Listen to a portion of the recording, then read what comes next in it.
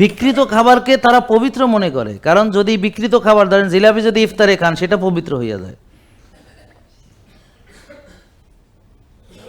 ধরেন শাহী জিলাপি ইফতারি খাইলে যদি বলেন যে ইফতারিতে জিলাপি দিছে, হ্যাঁ ইফতারি নিয়ে সমালোচনা করতেছ তুমি, হ্যাঁ ওরে আল্লাহ, কারা? কাঠমৌলবীরা। তো তোরা জানোস না যে কোনটা আল্লাহর দেওয়া খাবার, কোনটা প্রসেসড ফুড, কোনটা আল্ট্রা প্রসেসড ফুড, কোনটা ডিজেলে বা ভাজা কি না, বুঝতে পারছেন?